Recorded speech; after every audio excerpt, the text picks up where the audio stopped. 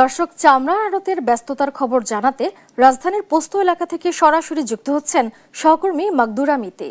মিতি, চামড়ার আড়তে ব্যস্ততা কেমন দেখছেন, আর চামড়ার সরবরাহ দাম নিয়ে কি বলছেন ব্যবসায়ীরা?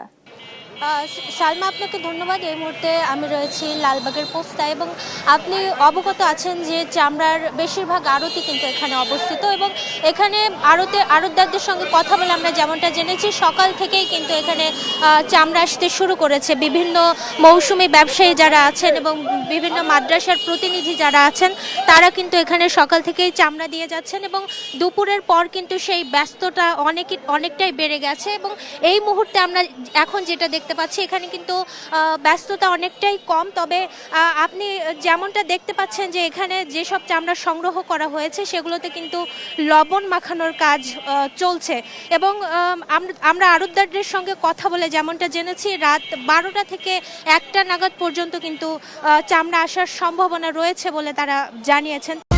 নিন মজাদার গোলমার্ক পপ, ফুরমুরে বাইটে ফুরফুরে লাইফ।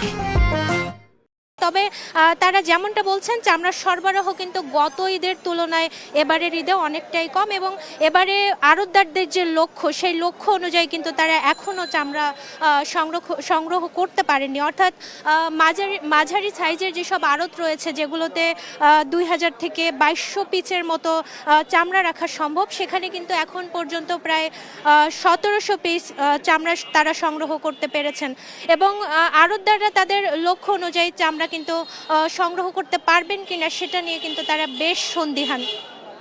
অন্যদিকে চামড়ার দাম নিয়ে যদি আমি একটু বলতে চাই, তাহলে মাঝারি সাইজের যেসব চামড়া রয়েছে সেগুলো কিন্তু তারা 400 থেকে 500 টাকায় কিনছেন। অন্যদিকে বড় সাইজের চামড়াগুলো 700 থেকে 800 টাকায় কিনছেন এবং তারা যেমনটা বলছেন যে লবণ থেকে শুরু করে প্রক্রিয়াজাত পণ্যের যেসব দাম রয়েছে, সেই দাম বেড়ে যাওয়ায় কিন্তু তারা কিছুটা বাড়তি দামে তাদের চামড়া বিক্রি করতে হচ্ছে। এবং আমি আরেকটা বিষয় যদি আপনাকে জানিয়ে রাখি, এখানে কিন্তু ঘণ্টাখানেক আগে বাণিজ্য মন্ত্রী এসেছিলেন এবং তিনি কিন্তু চামড়া সংরক্ষণ কার্যক্রম সব কিছু পরিদর্শন করেছেন এবং তিনি আমাদেরকে যেমনটা জানিয়েছেন যে জুলাই মাসের মধ্যে কিন্তু চামড়া শিল্পের জন্য মহাপরিকল্পনা সরকার প্রণয়ন করবেন এবং সেটা কিন্তু ঘোষণা করবেন জুলাই মাসের মধ্যে।